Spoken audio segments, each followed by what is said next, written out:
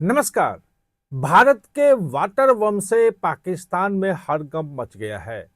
पाकिस्तान में तमाम जो है चैनलों पे देख लें, तमाम अखबारों में चर्चा भारत के वाटर बम की है। वहां हाहाकार मचा हुआ है कि अब पाकिस्तान का क्या होगा। ये वाटर बम क्या है, कैसे फूटा है, क्या वहां पे खतरा है, इन चीजों को समझने की कोशिश करेंगे। क्योंकि पाकिस्तान जो है वो अभी तक बाज नहीं आ रहा है। आतंकियों को लेकर के उसकी जो नीति है वो बदली नहीं है। जनरल आसिफ मुनीर जो है वो फील्ड मार्शल कहें, वो पाकिस्तान को जिस दिशा में लेके जा रहा था और जिस दिशा में लेके जा रहा है, बांग्लादेश से लेके तमाम जगह जो घेरने की कोशिश कर रहा है भारत को, भारत ने उसको अब जो है वो जवाब दे दिया है। ये जवाब वैसे तो ऑपरेशन सिंदूर का हिस्सा है, उसी दौरान मिला था जब भारत ने जो सिंधु जल समझौता था उसको ठंडे बस्ते में डाल दिया, एबियंस में डाल दिया, मतलब कि वो अब लागू नहीं है। पाकिस्तान इस मामले में वो चिल्लाता रहा। वर्ल्ड बैंक भी गया, वर्ल्ड बैंक में साफ मना कर दिया कि भाई हम कोई मेडिएटर नहीं है। हमने उस वक्त दोनों देश आए थे तब समझौता करवाया था 1961 में, अब हम उसमें नहीं शामिल होंगे।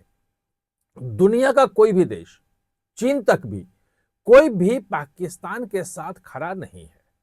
और इस बीच में भारत ने जो है वो चेनाब नदी पे एक बड़ी परियोजना घोषित कर दी है।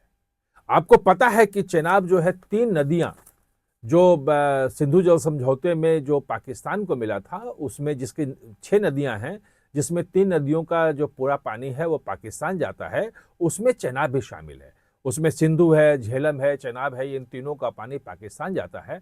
और बाकी जो रावी, ब्यास, सतलुज है उसका पानी भारत आता है, भारत को मिलता है। ये समझौता वहां पे 1961 का है। यानी कि चेनाब जो पाकिस्तान के हिस्से वाली नदी है, जिसका पानी वहां जाता है, उस पे एक बड़ा प्रोजेक्ट जो है वो घोषणा हो गई है। टेंडर निकल गए हैं, वो काम शुरू हो गया है। उस पे लगभग 1856 मेगावाट का बिजली उत्पादन की परियोजना है इसमें, और इस पे लगभग 5,129 करोड़ खर्च आएगा। इसी परियोजना को लेकर के पाकिस्तान में हड़कंप मच गया है कि अगर यह परियोजना लागू हो गई तो पाकिस्तान भूखों मरेगा। वैसे जिस ढंग की पुरानी सरकारें काम कर रही थी, वो ये दिखाता है कि ये परियोजना को इतने समय क्यों लगा, और पाकिस्तान जो है वो कैसे भारत जो है मतलब को रोकता रहा है, या भारत खुद पाकिस्तान परस्ती में पाकिस्तान के पक्ष में चीजें करता रहा है। ये परियोजना जो जिसको कहते हैं सावलकोट प्रोजेक्ट, जिसको बोलते हैं, सावलकोट में बनना है। चेनाब पे कई 2-3 परियोजनाएं और हैं भारत सरकार की, जिसपे उसमें काम होना है। तो वो जो परियोजना है सावलकोट वाली, उसको जो मंजूरी मिली है, इसी मंजूरी को लेकर के पाकिस्तान में हड़कंप मचा है। अब ये जो सावलकोट परियोजना लागू हो गई तो जो चेनाब का पानी है वो रुकेगा नहीं। ये 1964 में सोचा गया था, लेकिन अब पाकिस्तान किसी न किसी ढंग से दबाव बना करके इसको काम नहीं होने देता था। 1984 में तो बाकायदा इसकी फाइल तैयार हुई थी कि भाई इस परियोजना पे काम करो, यह परियोजना जरूरी है वहां बिजली उत्पादन के लिए। और बहुत अच्छा, वहां पे 1856 मेगावाट बिजली, आप सोच सकते हैं पूरे जो है बिजली की किल्लत जो जम्मू कश्मीर की है वो सारी जरूरतें पूरी हो जाएगी वहां। बाकी अगर परियोजनाएं होगी तो पूरे देश को पन बिजली मिलेगी सस्ती सी, लेकिन उस पर काम नहीं हुआ। 2016-17 के बाद भारत सरकार ने उस पर काम शुरू किया, जो क्लियरेंस थे, जमीन लेना था, वो सब शुरू किया, अधिग्रहण किया, लेकिन वो स्लोली चल रहा था। जैसे ही सिंधु जल समझौता एबियंस में डाला गया, ठंडे बस्ते में डाल दिया गया, साइडलाइन कर दिया गया, उसके बाद इसके पर्यावरण क्लियरेंस से लेके और तमाम मंजूरी जो है वो सब में तेजी आई है। और अब ये परियोजना चालू हो जाएगी, एबियंस में है। और पाकिस्तान में हड़कंप इसलिए मच गया है क्योंकि पाकिस्तान की जो पंजाब जो है वो फूड वॉल है। पूरा का पूरा पाकिस्तान अगर खाता है तो वहीं से खाता है। और ये गेहूं का सीजन है, रवि सीजन है ये, और इस रवि सीजन में पानी की सही आपूर्ति चाहिए, तभी वहां पे खेती हो पाएगी, वरना भूखों मर जाएगा। और जो एबियंस में डालने के बाद जो पानी का फ्लो है कि कब कितना पानी जाएगा नहीं जाएगा, ऊपर से नहीं आ रहा है, ये जानकारी जो वहां शेयर होती थी पाकिस्तान के साथ, हर दिन होती थी, लगातार होती थी शेयर। तो वहां पे उसके हिसाब से वो नहरों में पानी डाइवर्ट करते थे, वहां भेजते थे कि इस नहर में जाएगा, यहाँ पे सिंचाई की जरूरत है, यहां जरूरत है, और उसका पूरा पूरा सिंचाई में यूज होता था। सिंध की शिकायत थी वहां पे, जो सिंध प्रांत है, और आपको ध्यान होगा कि ऑपरेशन सिंदूर जब शुरू हुआ था उसके पहले सिंध में 18-20 दिन से हड़ताल चल रहा था, पूरा वो हाईवे ब्लॉक किया हुआ था कि सारा का सारा जो पाकिस्तान पानी आ रहा है सिंधु से और चेनाब से और झेलम से, वो सारा पानी पंजाब प्रोविंस जो है वो यूज कर ले रहा है और नई नहरें भी बना रहा था वो। तो सिंध में जो है बिल्कुल सूखा हो जाएगा, वहां के लोगों को पानी ही नहीं मिलेगा।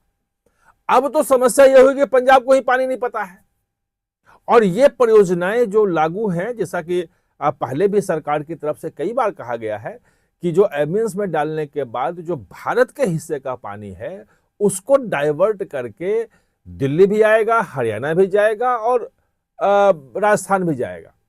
उसके प्रोजेक्ट्स पे काम शुरू हुए हैं, अभी डीपीआर बनाने का बाकी चीजें काम चल रहा है, और ये माना जा रहा है कि 2-3 साल में, अगले 2-3 साल में वो प्रोजेक्ट पूरा हो जाएगा। अभी जो भारत के हिस्से का पानी है, जो भारत का हिस्से में जो आया है पानी, उसका केवल 20% भारत यूज करता है। आप सोच सकते हैं कि पूरा समझौता है, उसमें जितना पानी भारत के हिस्से में आया वो 20% यूज करता है, 80% चला जाता है। और जब वो हम ये डिसिल्टिंग वगैरह हुई है तो अब लगभग हम 35-36% पानी यूज करने लगे हैं। जिस दिन हम 100% पानी यूज कर देंगे उस दिन पाकिस्तान की स्थिति खराब हो जाएगी। इसलिए वहां के लोग, इसलिए वहां के जितने भी बुद्धिजीवी, चिंतक, एक्स आर्मी मैन, सरकार सब यही कह रही है कि ये भारत ने 5th जनरेशन वारफेयर छेड़ दिया है। 5वीं पीढ़ी का युद्ध है ये, इसमें जिसमें एक गोली नहीं चलनी है, एक ड्रोन नहीं छोड़ा जाना है, कुछ नहीं किया जाना है, और दुश्मन देश जो है तबाह। और इस 5th जनरेशन वारफेयर का इंपैक्ट जो है वो दिखने लगा है, इसलिए चिल्लाहट शुरू हुई है पाकिस्तान में। और आने वाले समय में अगर आप देखेंगे तो 2-3 साल बाद जब सारे प्रोजेक्ट्स पूरे शुरू हो जाएंगे और भारत अपने हिस्से का पूरा पानी यूज करने लगेगा, उस वक्त जो पाकिस्तान की हालत होगी वो सोच करके पाकिस्तान कांप रहा है। और मैंने जैसा बताया कि कोई भी देश अब पाकिस्तान के पक्ष में नहीं आ रहा है। सारे के सारे देश भारत से आकर के और ट्रेड डील कर रहे हैं, अमेरिका कर रहा है, यूरोपियन यूनियन कर लिया, सब चाह रहे हैं। चाइना लगा हुआ है कि किसी तरह से भारत से अच्छे संबंध रहे, क्योंकि भारत जो है अब दुनिया के कूटनीति के सेंटर में है। सभी भारत से संबंध चाह रहे हैं और पाकिस्तान को पूछने वाला अब कोई नहीं है। इस वाटर बम से बचाने वाला आज की तारीख में कोई नहीं है। अगर आपको मेरा विश्लेषण अच्छा लगा तो लाइक कीजिएगा, चैनल को सब्सक्राइब कर लीजिएगा, बेल आइकन बटन दबाइएगा ताकि आपको नोटिफिकेशन मिलेगा नए वीडियो का तत्काल। और हाँ, अगर ज़्यादा अच्छा लगे तो आप इसे शेयर भी कर सकते हैं अपने दोस्तों के साथ। आप हमारे साथ जुड़े इसके लिए बहुत बहुत धन्यवाद।